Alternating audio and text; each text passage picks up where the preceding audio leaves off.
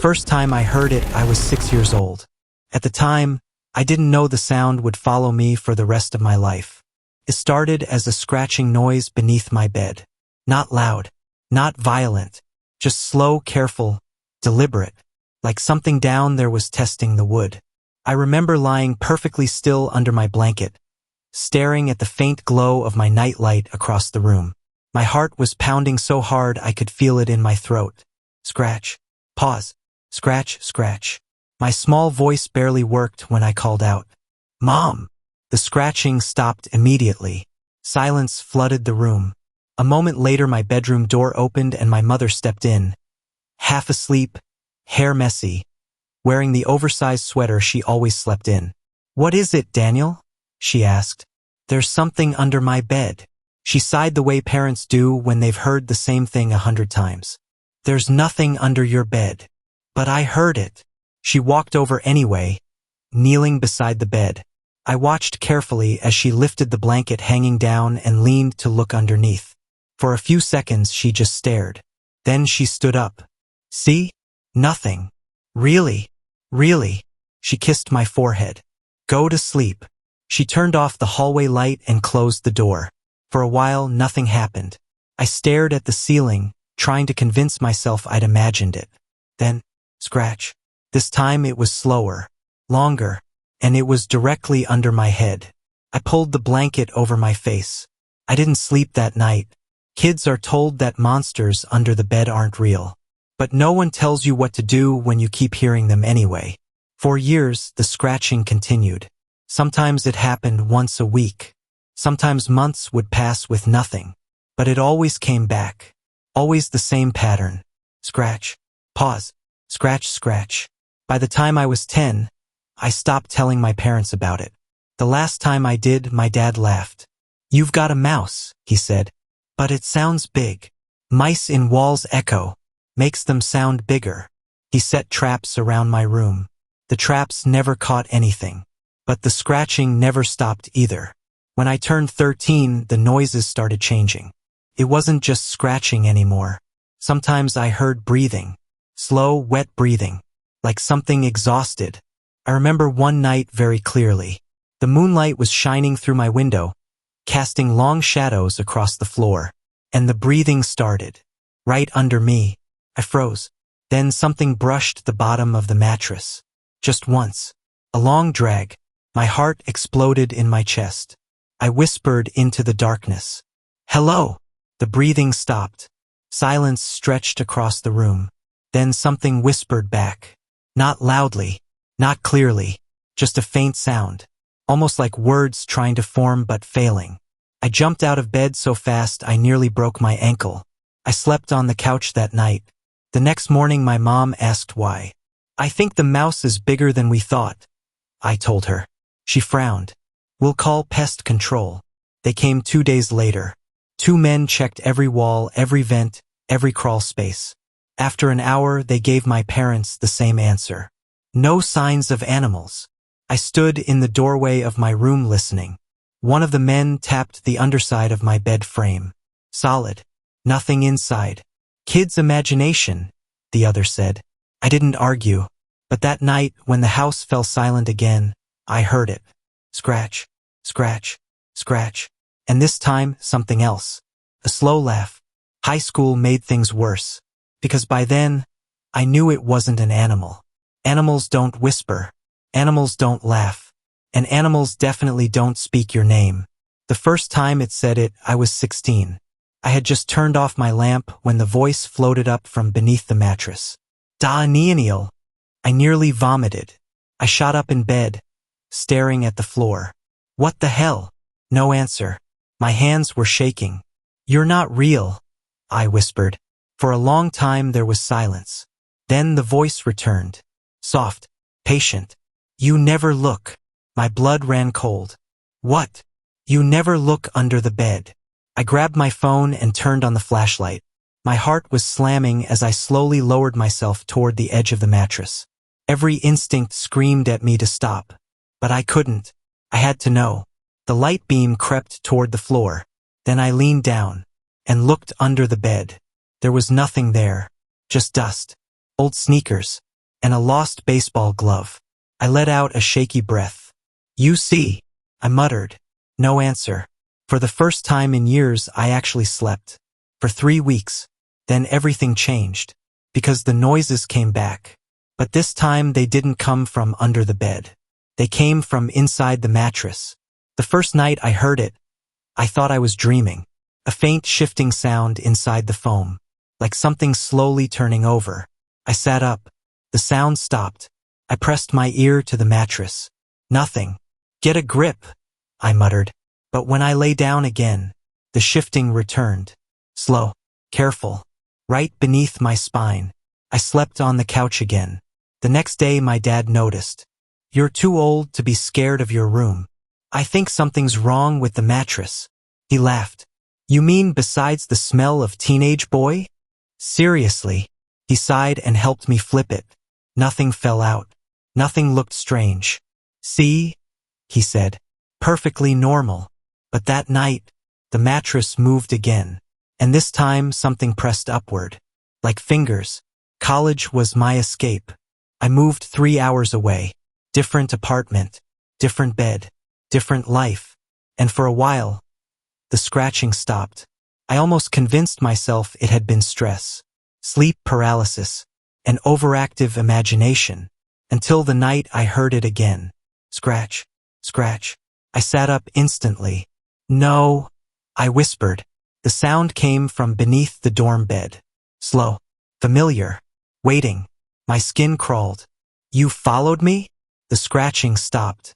Then the voice returned. Soft. Almost amused. "I never left." My chest tightened.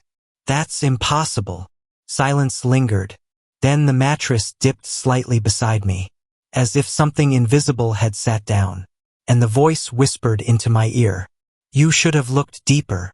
I didn't sleep at all that night. The next morning I dragged the mattress off the frame. Checked every inch. Nothing. No holes. No damage. No hidden space. Just foam and fabric. But I knew what I heard. And worse, I knew what I felt. Something had been sitting beside me.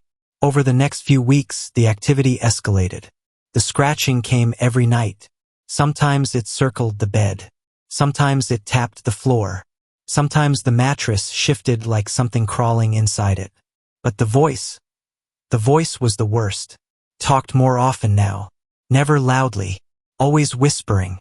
"You're getting closer. You almost understand." Soon, I started sleeping with the lights on. My grades dropped. My friends noticed. "Dude, you look like death," my roommate Ethan said one afternoon. "I'm not sleeping well. Nightmares?" Something like that. He studied me for a moment. "You want me to switch beds for a night?" I almost said yes. But something deep inside me screamed not to. "No," I said quickly. "I'm good." But I wasn't. Because the thing under my bed had started doing something new. It was learning. Learning my routine. Learning when I was afraid. And learning exactly when to whisper. The night everything truly changed was during winter break. I had returned home to my parents' house. My old room. My old bed. The place where it all began. I hadn't slept there in years.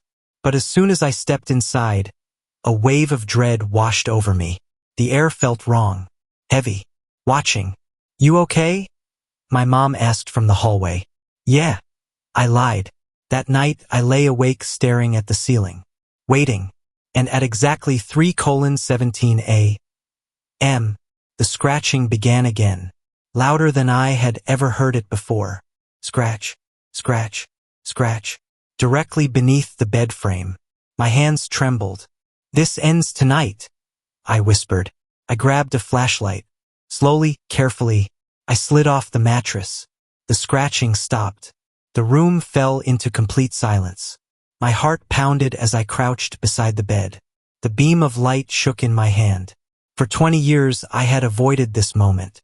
But not anymore. I lowered the flashlight toward the darkness beneath the bed. And for the first time in my life, something looked back. 2 pale eyes. Unblinking. 2 human. And smiling. A voice crawled out of the darkness. Finally. For a moment, I couldn't move. My body locked in place like every nerve had suddenly turned to stone. The flashlight trembled in my hand, the beam shaking across the floor beneath the bed. And those eyes, they didn't blink. They just stared straight into mine, waiting, watching, smiling. My throat felt dry enough to crack. What are you? The thing under the bed tilted its head slightly. The movement was slow, careful, almost curious. You took long enough, it whispered. The voice sounded exactly like it always had. Soft, patient. But hearing it come from an actual face made something inside my chest collapse. I jerked backward, slamming into my desk behind me. The flashlight rolled across the floor. Darkness swallowed the room. For a few seconds I just sat there, breathing hard. Nothing moved. Nothing spoke. Then I heard the scratching again. Not beneath the bed. On the floor. Closer.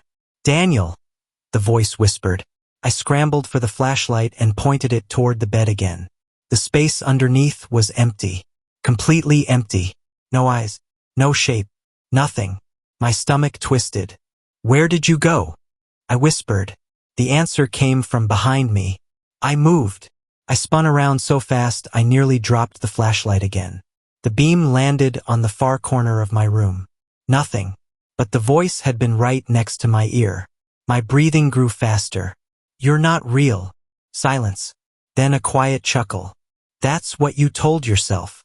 My back pressed against the wall as I slowly turned in a circle, sweeping the light across the room.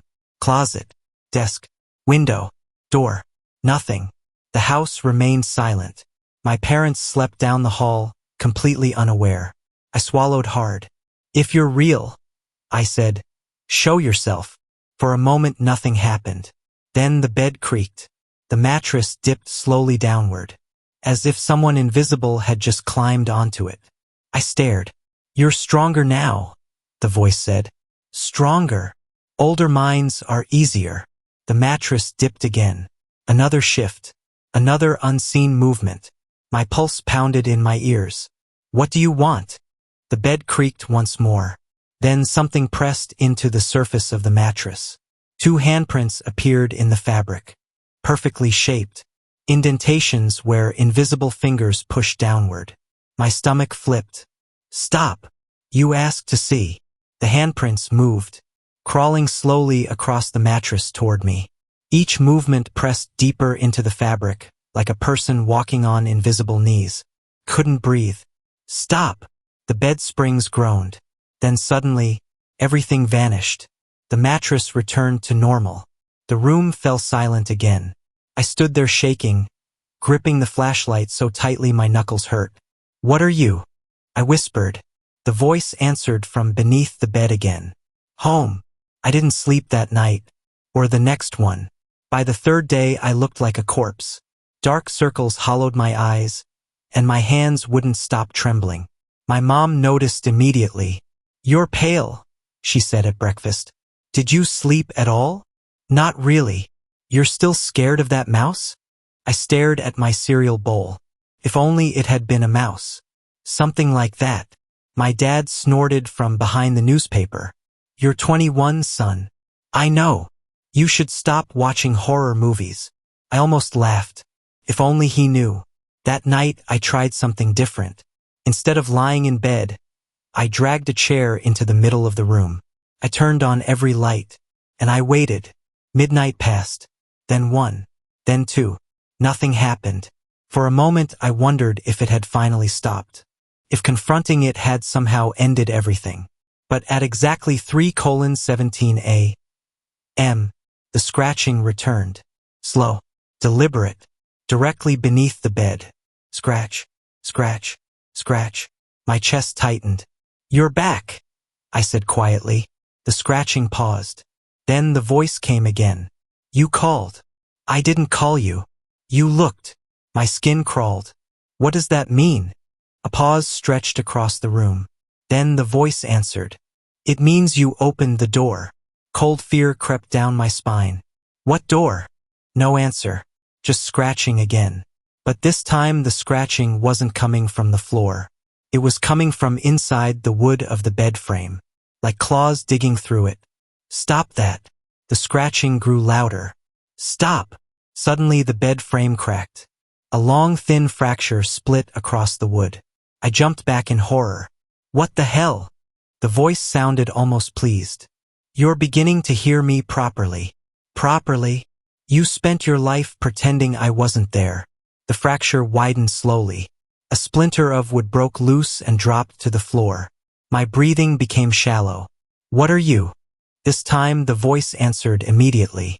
I'm what grows in the dark. The crack in the bed frame never closed. Even during the day. Even when everything else seemed normal. It remained there like a wound in the wood. My parents didn't notice. Or if they did, they didn't question it. But every night the crack grew slightly larger. And every night the voice spoke more. It started asking questions. About my life. About my thoughts. About my fears. What scares you most, Daniel? Nothing. That's not true. Silence. You're afraid of seeing me. I didn't answer. You're afraid you'll understand. My fingers curled into fists. Understand what? But the voice never answered that question. 3 nights later I woke to a new sound. Knocking. Soft. Slow. Coming from inside the bed frame. Knock. Knock. Knock. My heart raced. Stop. Knock. Knock. Stop. The knocking stopped. Then the voice whispered something new. Look closer. I stared at the crack in the bed frame. The darkness inside it looked deeper somehow. Too deep. Like the wood was hollow far beyond what it should be. A cold realization crept into my mind. Slow. Terrifying. What's inside there? The voice sounded pleased. Why don't you find out? I slid off the bed slowly. My legs felt weak. The flashlight beam shook as I knelt beside the bed frame. The crack stretched several inches now. Dark. Endless. My throat tightened. There's nothing in there. Look deeper. My hand trembled as I pushed the flashlight closer. The beam slipped through the crack. And vanished. Not faded. Vanished. Like the light had been swallowed. My pulse exploded. What the? The voice whispered right beside my ear. It's bigger inside. I recoiled instantly. That's impossible. You say that a lot. I forced myself to breathe slowly. This is a trick. Then prove it. My fingers tightened around the flashlight. Every instinct screamed not to do it. But curiosity burned hotter than fear. Slowly, carefully, I pushed the flashlight through the crack.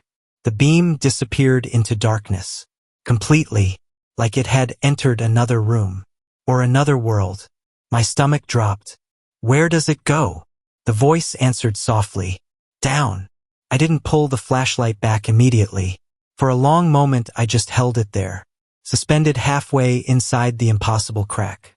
The darkness beyond it felt alive somehow, like it was breathing, watching, waiting. Then something touched the flashlight. From the other side, my hand jerked back instantly. The flashlight fell into the darkness. Gone. The crack swallowed it completely. My heart slammed into my ribs. What was that? The voice sounded amused. You dropped your light. Something grabbed it. Maybe. My chest tightened. What lives down there? The silence that followed felt heavier than anything the creature had said before. Finally it whispered. Us. My blood froze. Us. Yes. My voice cracked. There's more than one of you? The whisper came again. Closer. Softer. Yes. And then, something moved inside the crack. Not one movement. Many. Scratching. Clawing. Shifting. Dozens of faint sounds rising from the darkness below the bed frame. My entire body went cold. How many? The answer came from inside the crack itself. Not one voice. Many. All whispering at once. Enough. My legs gave out. I collapsed backward onto the floor. The room spun around me, and as the whispering voices echoed through the crack beneath my bed, I realized something far worse than the scratching. They weren't trying to get out. They were waiting for me to come in. For several seconds I couldn't move. My back pressed against the cold floor while those whispers crawled up from the crack in the bed frame like fog. Dozens of voices. Soft. Hungry. Come closer. Look inside. Daniel! My name echoed again and again from the darkness. My heart hammered so violently it felt like it might tear out of my chest. No, I whispered. The voices paused. Then the voice spoke above the others. Calm, patient. You're afraid now. You said there were more of you. There are. My mouth went dry. What are you? Silence stretched across the room. Then the creature finally answered. We are what grows when fear stays in one place too long. The crack in the bed frame widened another inch. Wood splintered quietly. My breathing grew shallow. You're not real, I muttered. The voices chuckled softly from inside the darkness. You've said that before. My eyes locked onto the crack. Movement flickered deep inside it. Too many movements. Shapes shifting far below the surface of the wood. It looked impossible. The inside of the bed frame should have been hollow for only a few inches. But what I was seeing, it was deep, endlessly deep, like a tunnel stretching downward into blackness. And something was moving inside it. Many somethings. I forced myself to stand. My legs trembled. What do you want from me? The creature answered immediately. You. Cold panic shot through me. Why? Because you opened the door. I didn't open anything. You looked. My fists clenched. That's not the same. The whisper drifted through the room again. It is for us. I backed away slowly from the bed. The whispers followed me. Come back. Don't leave. Daniel. My chest tightened. You've been in my life since I was 6. Yes. Why me? Silence filled the room. Then the creature spoke again. Because you heard us first. A chill ran down my spine. What does that mean? The voice sounded almost thoughtful. Most people ignore the scratching. The crack in the bed frame shifted again. Another splinter fell to the floor. But you listened. The whispers inside the darkness grew louder. You listened for years. Every night. Every scratch. My stomach twisted. Kids imagine things. No. The voice softened. They choose. My pulse quickened. Choose what? Whether to believe the dark is empty. The whispers rose again. You believed. Even when you tried not to. My throat tightened. And that's bad. The answer came slowly. Yes. The crack suddenly snapped wider.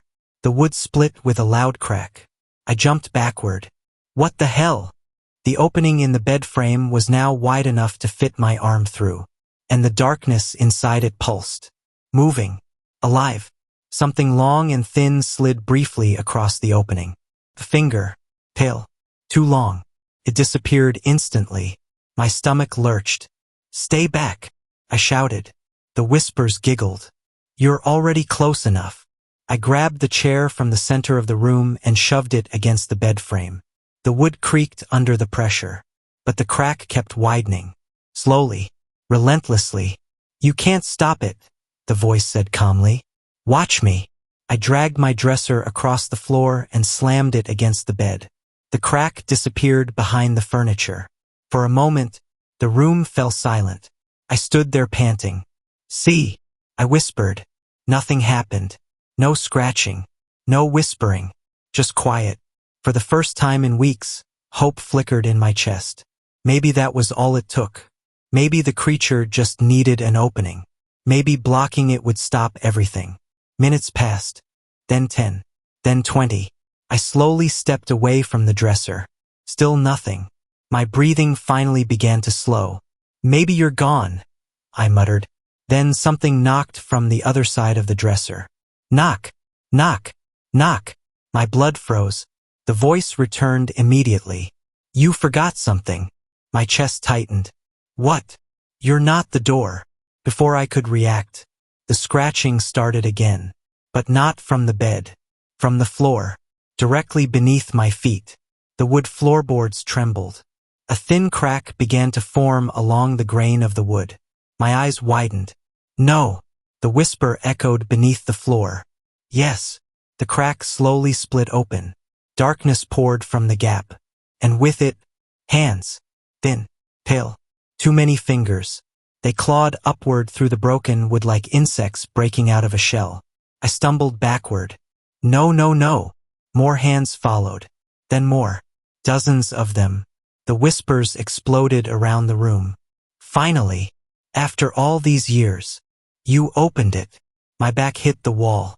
What do you want? The main voice answered calmly. You.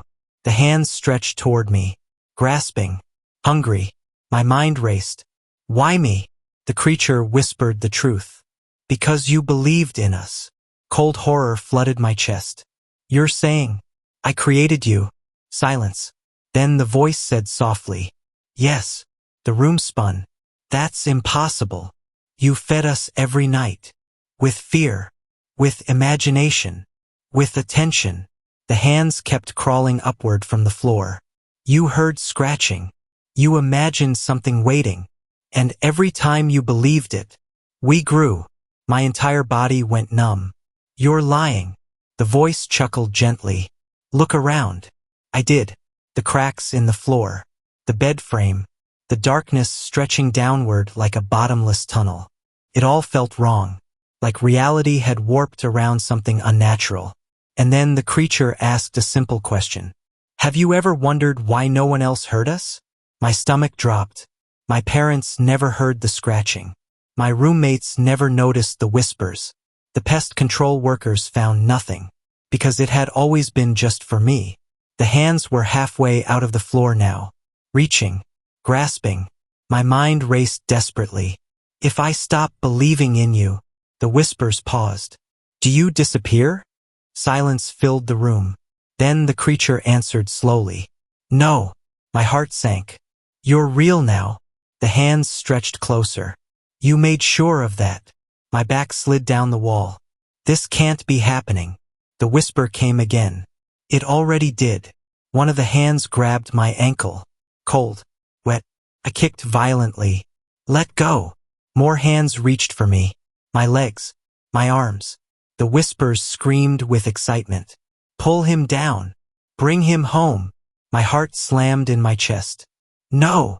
I grabbed the lamp from my desk and smashed it against the floor. Glass shattered everywhere. For a moment the hands paused. Then I saw something. Inside the darkness beneath the floor. Eyes. Hundreds of them. All staring upward. Waiting. Watching. The main voice whispered one final time. You spent your whole life afraid of what lived under your bed. The hands grabbed my wrists. Pulling. Dragging me closer to the crack. And now. My fingers scraped against the floor.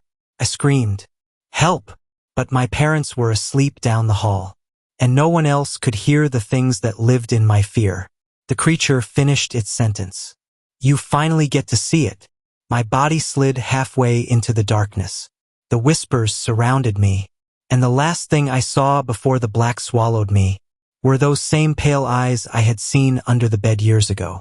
Still smiling. They found my room empty the next morning. The bed was broken. The floorboards were cracked. But there was no hole. No tunnel. No sign of anything beneath the house. Just shattered wood. And a message carved into the underside of the bed frame. 3 words. Scratched deep into the wood. Looked under first.